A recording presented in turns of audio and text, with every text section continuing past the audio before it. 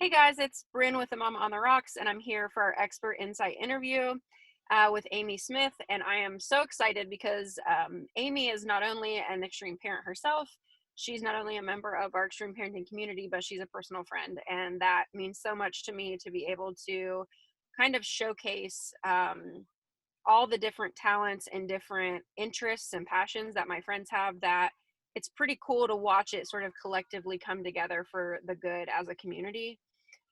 So the last time that Amy spoke with us, I was able to introduce her as a certified holistic nutritionist, which she also kind of has a cool specialty area where she focuses on nutrition for mental health, which I think is awesome. And we have talked before with Amy about what to do about picky eaters, what to do about elimination diets, and all these things for our kids' behaviors. But Amy is like a professional student, constantly in school, constantly getting certificates and letters after her name, and she is who I want to be when I grow up. So tell us, Amy, how would you introduce your title now, and why did you get into what you're into now? Because I think it's just so interesting. Sure, yeah. So you did a good job. That's about it. So I am a licensed dietitian nutritionist now. So that's an addition there. And I just got my postmaster certificate in Ayurvedic medicine, which is super cool that I'm excited Yeah. about. So my specialty now is mostly mental health, as you said. So I work a lot with anxiety, stress management, kiddos that are, picky eaters that may be due to sensory processing or neurodiversity or just picky. And so that's something that we work on. And I look at it from kind of not an eating disorder, but a disordered eating pattern. So, when we're looking at those things, we want to make sure we're not causing more harm and eventually causing eating disorders down the road, which unfortunately a lot of different therapies that are being used right now for picky eating or kids that won't eat kind of lead to bad relationships with food. So I've been doing a lot of work in that area. And then I do work with eating disorders, people that have, kind of chronically dieted their whole life and, want support in finding a more sustainable approach. I'm very much against diet culture. And so that's been a new kind of advocacy route that I've been taking, just trying to help people understand that even though we're inundated with all these commercials and, little skinny girls in bathing suits, that there is another way and you can love yourself and be healthy in any body size. So I'm excited to be, getting deeper into that work. Yeah, two things that I have always adored about speaking with you as an expert in this group is, one, that you always say a healthy relationship with food. And I think that's a really important word choice. And I talk a lot about intentional vocabulary, especially as an extreme parent. And, it's not only when we have daughters, it's our sons also, and teaching them to love different body shapes and sizes, and that it's about being healthy. And then also that sort of coexistence of mental health and disordered eating, because as I get closer to licensure for mental health and for counseling, it's interesting how few licensed counselors will take on clients who have disordered eating, because unlike something like a substance abuse issue, we have to eat to live. And so it's just so hard. And so many of us have learned over time to cope with food. And so one reason why I invited Amy back is because I wanted to talk as moms. How can we develop a healthy relationship with food where it's not a coping mechanism and where it's not this constant cycle of stress and then eating and then shame and then stress and then, because it can be very cyclical and gross and it's awful. And there's a lot of, I know for me, and I know for a lot of moms, there's a lot of like I said, guilt and shame and hiding behaviors related to food. Yeah.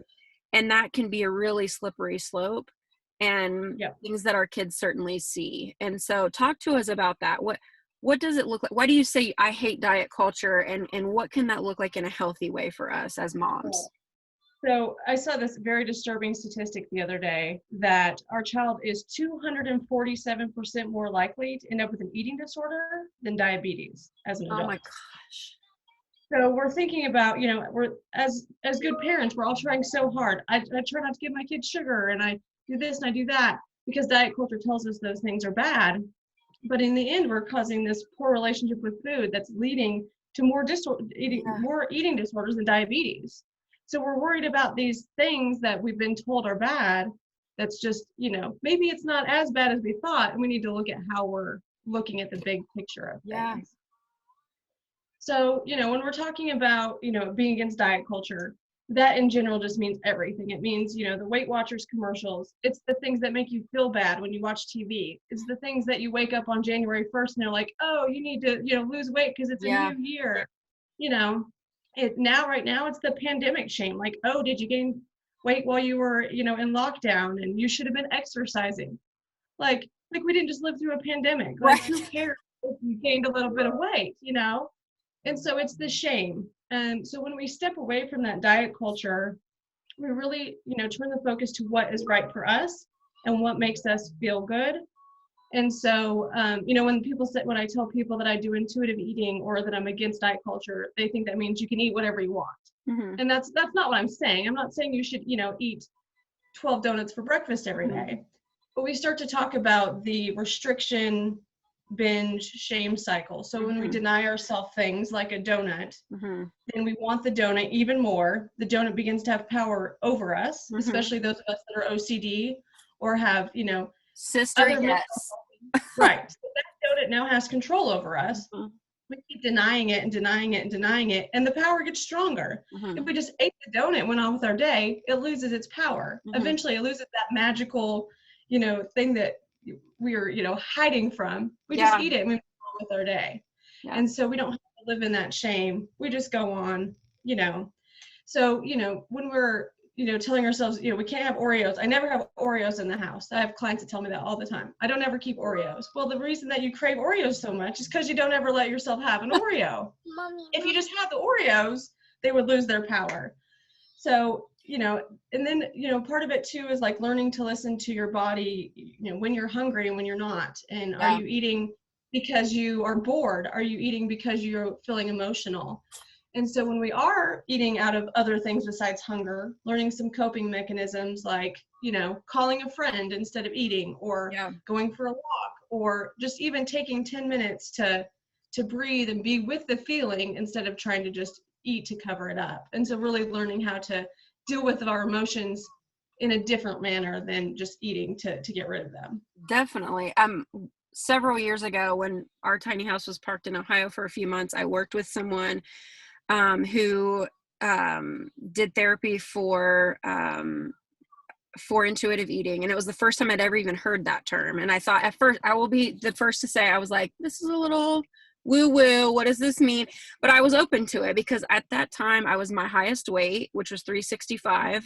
I was a former athlete turned mom who was consumed with my kids' behaviors and the logistics of making sure everyone was taken care of.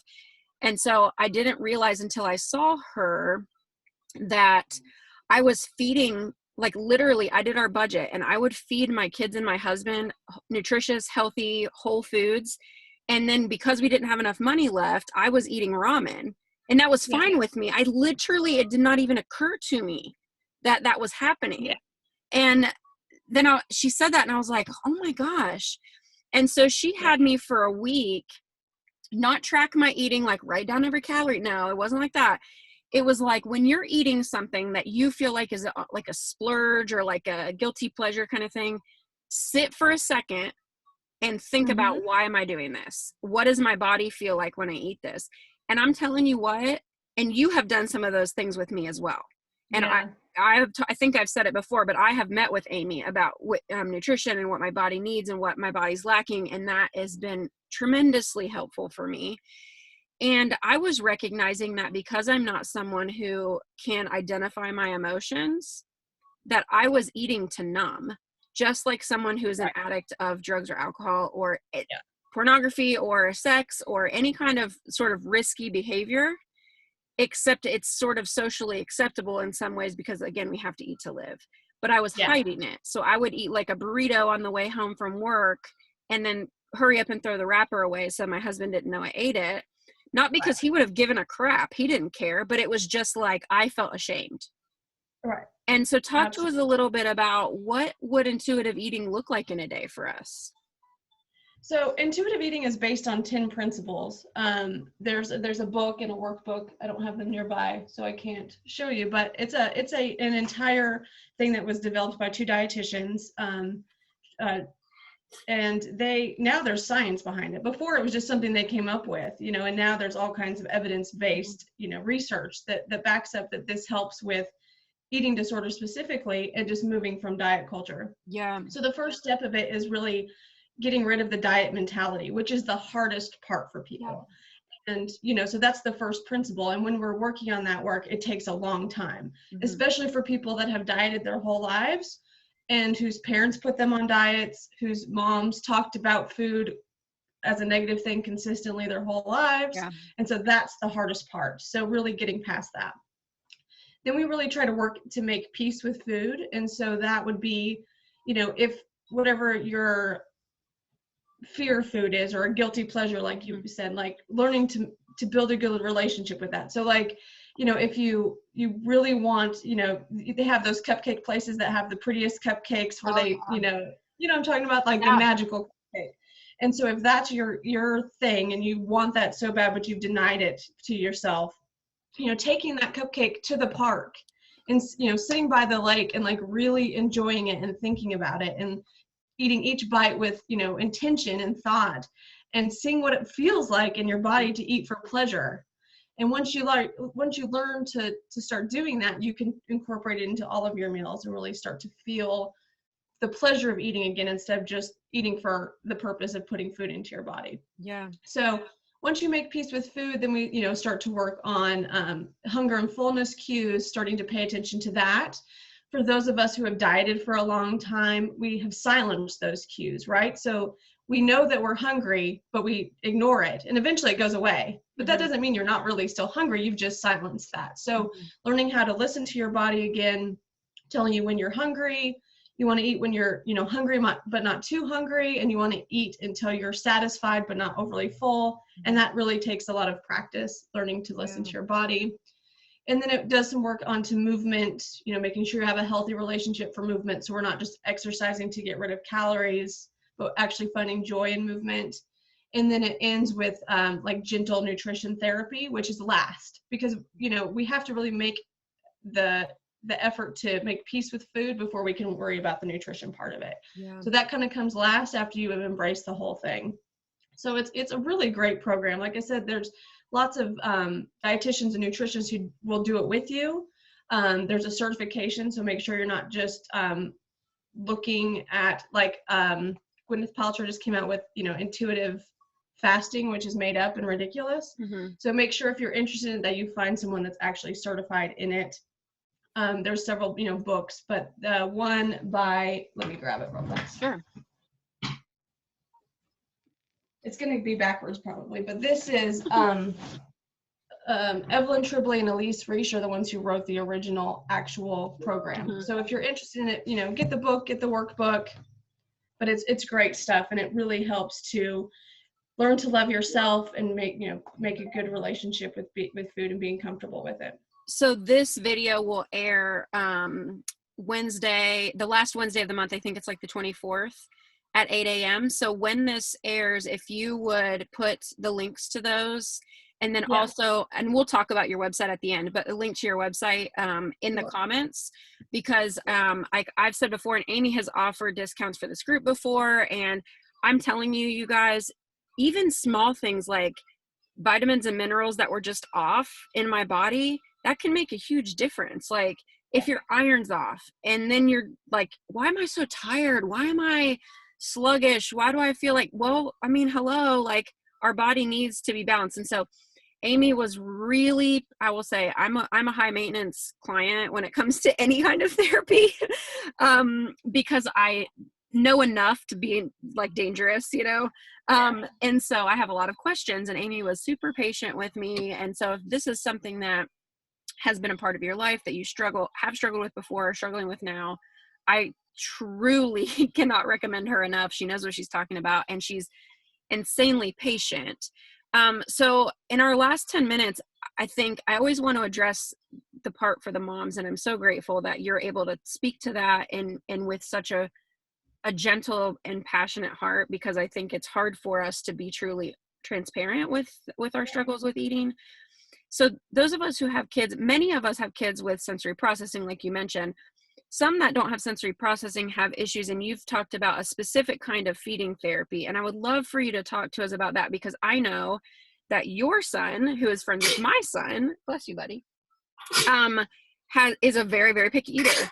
And what's interesting about Amy's family is Amy and Jared, her husband, are like, when I say chefs, okay, so yes, Jared has had a job as a chef, but y'all, I'm talking about, they like, pictures of their food make me want to call Martha Stewart and be like, sister, you're out of a job. Like, the stuff that they eat is crazy. And then here's Aiden over here with his like 8 chicken nuggets, grapes, like, and that's just like, and they've stopped fighting the battle. And so Amy is my go-to for like, I'm going to lose it with this kid. He will only eat this right now. So what kind of like food therapies can we look at, or what kind of tips do you have for us if our kid is like, I will eat chicken nuggets only from McDonald's and only after they're cooled down with sweet and sour sauce, that's it? Like, what help me? What do we do? So I'm sure that, some of the parents in the group have, battled with this. A lot of times the go-to therapy is ABA therapy for many things, behavioral and eating. So unfortunately, when you go into ABA therapy for feeding, the approach is to, put the child in a chair, which they usually can't escape from, and force feed them until they eat it, and then reward them by giving them a toy for a few minutes, then they take it away and do it again. And this has been the therapy for quite some time. And so now there's a movement away from that. So the therapy that, we're becoming more open to now, the one that I'm, kind of getting more in depth into, is responsive feeding therapy. So this is based on the self-determination theory. So really it's, helping the child be independent, and not forcing the situation. So that force feeding situation, of course, leads to eating disorders. It oftentimes leads to bad relationships with parents because the parents feel bad. They're forcing their child. It's, it's just a bad cycle. And I've seen people too that will say, oh, my kid flunked out of ABA. It's like they gave up. They said, we can't do anymore. You're just, we've all heard those stories or been those parents who they're like, we can't help you. Yeah. So the good thing about responsive feeding therapy is that it's kind of a team approach. You can, kind of start to work on it at home and, definitely work with a dietitian or a nutritionist that does it. But there's a couple of different basic values of it. So autonomy is the first thing. So we want to teach them that they have their own space, their own body, which they're responsible for, and they control their own actions. And so that's a big piece of work for a lot of us who have kids who are learning to control themselves. Oh, yeah. Or lose control. That's a big thing. So we want them to know that they're in charge. We also want them to work on a relationship with food, and a relationship with us, the parents who are feeding them. We want them to have internal motivation rather than like us providing them a toy. Mm-hmm. And then we want it to be very individualized and really work on, a complete competence of eating. Yeah. So just like kind of insight into how it works. So we don't do any kind of like force feeding or anything like that. So what we would do is say, when you're making dinner, you always provide one thing that your child would eat, along with everything else you're already making, and serve it buffet style and let them choose what they're gonna pick, right? So there's always something there that they're gonna feel comfortable with, but they have other choices. Mm-hmm. And when you kind of start putting the control into their hands, they're more likely to start choosing the other options. Yeah. It also uses a lot of curiosity. So, if you're sitting at the dinner table and, your son won't eat carrots, you and your husband are talking about the carrots. Wow, these carrots are amazing. Mm-hmm. They're so crunchy, like just trying to get them curious so that they might try it. It also would, be, taking them to the grocery store and letting them pick out something that they've never tried, those type of things. But moving away from the forcefulness, And I've talked about with my son, like as soon as we stopped pushing the situation, he got much better about it. He'll try anything now. One bite, he may not like it, but he's more open to it. So, there's definitely a different approach. So, if that's something that anybody has questions about, I'm more than happy to send resources, especially if they've tried the ABA route and didn't like it. I love that you mention it's not just the child's relationship with food at risk, but also the child's relationship with parent, because y'all, we fight battles with our kids 1,000 times a day. Like, why are we fighting to feed them? And I gave up on this a long time ago, and our son is very, very small. Your son is small for his age. My husband is also small, so that's not super surprising, but it was just the situation where his pediatrician was like, look, he'll eat when he's hungry. You can give him like, Pediasure and whatever, but Briggs was like, there's no way, like, I'm not drinking that, which was fine. But it's like that I had to lay that down. And so one thing that he really likes to do, and I like that empowerment piece, he likes to pay for things like at the store. So just like when I homeschooled and I would take him to the grocery and it would be like a math lesson or whatever, this time it's like, all right, we're going to give you $3. So it doesn't have to be a lot. You choose the food you've never had. And so like he tried coconut water recently, and he just never had it because I don't like it. And Spence doesn't have, Spence is worse almost to try to get him to eat anything that has like a vegetable or a fruit in the name. And so he was like really excited to pick out the container he liked and to pay for it. And he tried it. He didn't like it, which I said, that's totally fine. And so it doesn't associate guilt or shame with that. It's only a couple of dollars, and we only grocery shop like that every couple of weeks. So it wasn't like he was spending a ton of money or something. And so I love that idea, and the fact that that's empowering to them. Yeah, and that's what multivitamins are for. Like, we can give our child multivitamins to make sure they're getting the nutrients they need. Do we wish that they would eat vegetables? Of course I wish, that my child would eat vegetables, but he'll eat grapes and oranges, and that's fine, and so he does actually like the Pediasure stuff, and so that's great because I know he's getting the vitamins and minerals, but I just give him a multivitamin, and it really takes away the struggle that we have, and, it takes away the shame. You don't have to be shamed as a parent because your child won't eat vegetables. It's okay. There's other ways and other means to getting nutrients into them.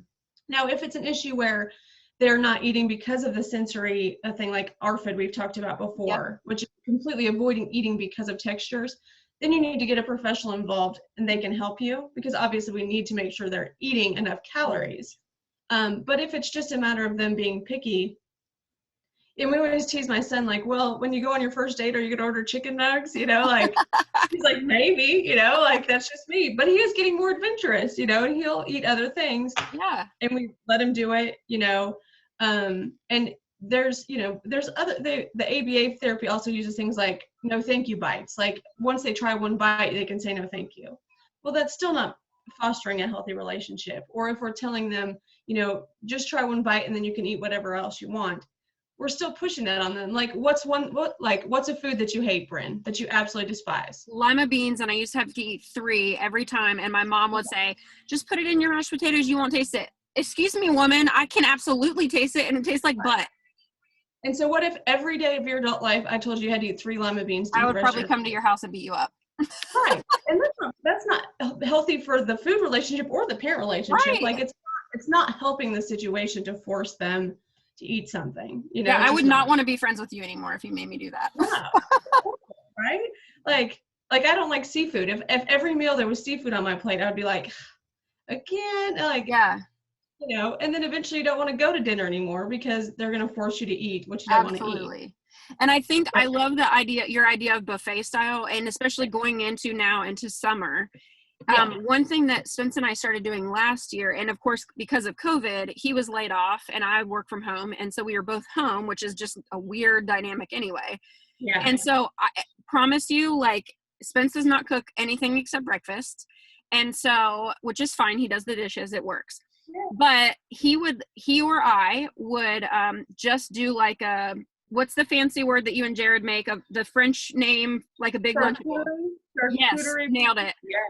So we would put like salami, pepperonis, little turkey roll-ups, cheese cubes that we would cut up. He really likes pickles, so we'd put pickles. Both of our kids eat cucumbers, and sometimes none of it matched. And we would let them, Sparrow loves avocados, so we would always cut up an avocado. And so try to put, like you said, a couple things they like.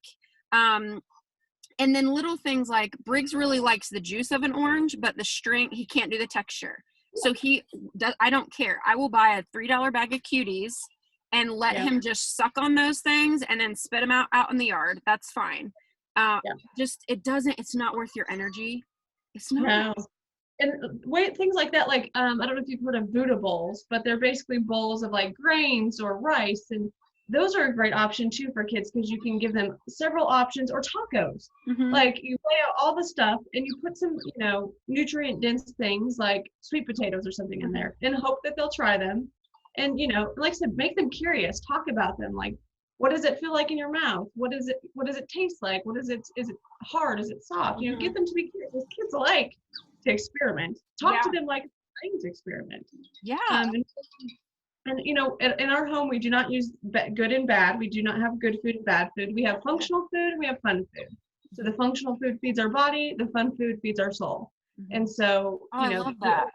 A good combination of those, there's always brownies in our house or cookies if you want them. You don't get to have them instead of dinner by any means, but the point that we don't restrict those does not make them so glamorous, like we talked about before. They're not going to go to the birthday party and like make themselves sick on cake because you never let them eat cake. Yes, and I will say that's something I've learned from you and to become more comfortable even at just myself, is because I didn't recognize how much I was restricting my kids just because I was restricting myself. Yeah. And so that crossover, it can be dangerous in the messages that we're sending our kids. So I love that you speak to that. And we get most of that stuff from our moms. If you think about the thoughts that you have about food, they mostly came from your mom. And that's no offense to dads out there. Yeah. But most of our thoughts about food came from our mom, how she cooked it, did it taste good? Was it out of a can? My husband always I always joke about like the asparagus out of a can from when we were little that sucked, right? But fresh asparagus is amazing. Mm-hmm. So like the thoughts we have when we're young transfer to it, to us as an adult, and really build that relationship, whether it's good or bad.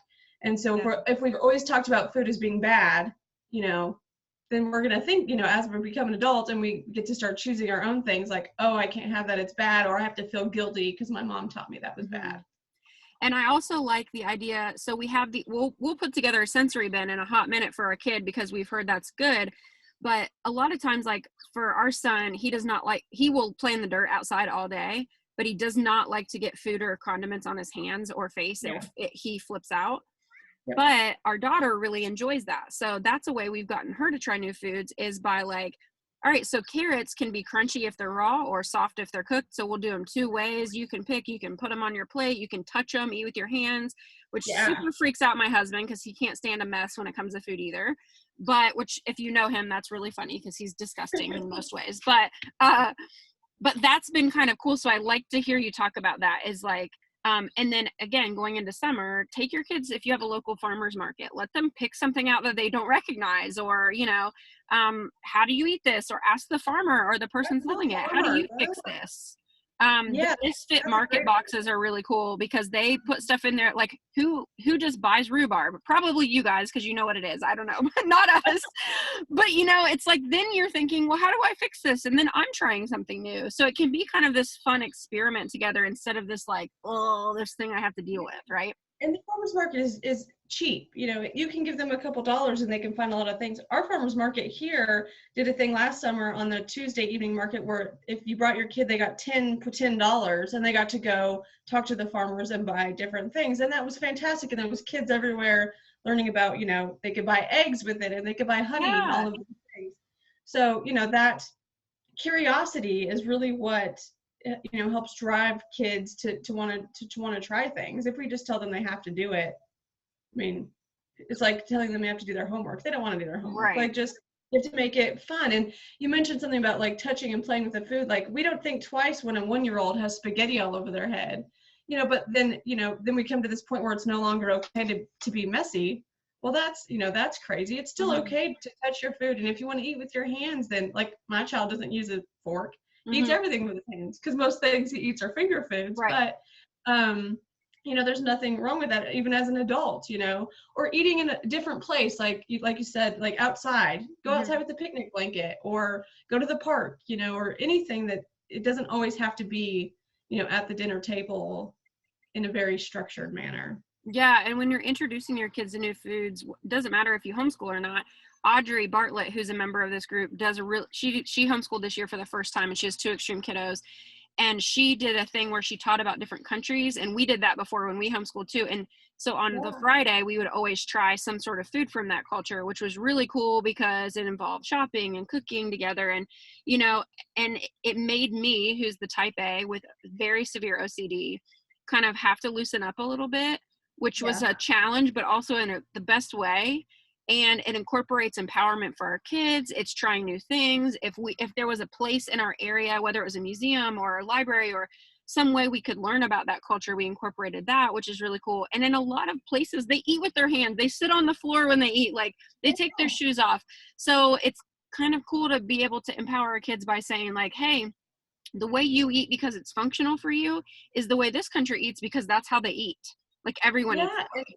Yeah. And, mamas think about that too when you're making food. Like, I always think that the energy we have when we're cooking goes into our food. And so, if it's the chore of the night, which for some of us it is because we're so tired by the end of the day, think of ways you can make it fun. Take your shoes off, turn on some music, make yourself, pour yourself a glass of wine or whatever it is you like to drink. Yeah. And, take a breath and, just, and do whatever you need to do to get it on the table for you. If that means that you buy prepackaged meals or frozen vegetables, there's no shame in that. I If love you that. do Hello Fresh or something Yeah. like that, like there's, do what's best for your family and for you.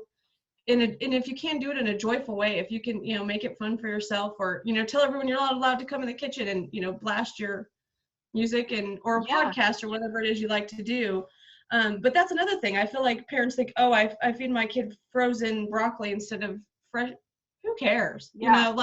But there's still as many nutrients in canned vegetables and frozen vegetables as in the raw ones. Maybe not as densely, but they're still there. Like, there's no shame in that. Do what's easy for you without, feeling bad about it. We're just trying to keep humans alive. Just do I whatever you know. got to I do. love that. Okay, so as we're wrapping up, one thing is I know Amy will go back and put links in for us. Two, if you guys have comments, maybe some specific recipes that you love or kind of go-to foods for your kids or for yourself. If you have questions, Amy is very active in our group. Please put questions in this post in the comments so that she can respond to those, because there's a lot of things I just don't know. And so I'm going to always defer to the expert. So definitely do that. And if there's something you don't feel comfortable putting in the comments, message me directly and I'll connect you with Amy and get you guys connected, because she's just tremendous. Amy, where can people find you if they want to reach out to you? So my website is Solstice Nutrition, spelled like SOULSTICE, nutrition.com. You can always message me, on Facebook or on the website. Like I said, most of the work I do is on eating behaviors, disordered eating, those type of things. So that's where my website is mainly geared towards. I do have a sliding scale rate, and so if I do take some insurance, but if you don't have insurance and you're afraid that you can't afford help, please let me know. I have, one part of my advocacy thing right now is making sure nutrition care is for everyone. It is not for the elite. Everyone should have access to nutrition care. So if you do not have the means, let me know, and I will make sure we get taken care of. And if you do have insurance, a lot of people don't know that nutrition care is covered by their insurance, especially like Blue Cross Blue Shield does a great job. If you have Medicaid, I don't personally take Medicaid, but I know people that do. So if you have Medicaid in your state, let me know. I can put you in touch with someone. But a lot of people have nutrition care that they're not taking advantage of because they don't know it's there. And I will say too, one thing that was really helpful to me, because when I saw Amy for nutrition care, there were some vitamins I was really lacking, and she found it on the site that she uses, and then she did research on her own, which I did not ask her to do. and was like, hey, I found this and it's cheaper and you can actually get like a monthly subscription. And she sent me the link for it. And I never asked for that. So when I say she's really going to take care of you, I really mean that, whether it's you or your child or whatever you're looking for. So do reach out. If you have questions, put them in the comments or DM me or email me, Bryn at themamaontherocks.com. Check out solsticenutrition.com. It's a tremendous resource and something that I feel like even just having that accountability sometimes. And Amy is one that will tell you, like, when I first met with her, I was like, oh my gosh, she's going to think I'm dysfunctional and need to meet with me every day. And that, not at all. She was like, hey, I think you really got a handle on this. Let's meet in 2 weeks and see where you are. And then we actually only ended up meeting, I think, maybe 3 times. And it was just like, hey, let's get this in order for you and let's get you moving, which is really empowering, like I said, and awesome. So as always, Amy, I'm your biggest fan. Thank you so much for your time. And I look forward to what everybody has to say about this video because I think it's been tremendously helpful. So thank you so, so much. Thanks. See ya.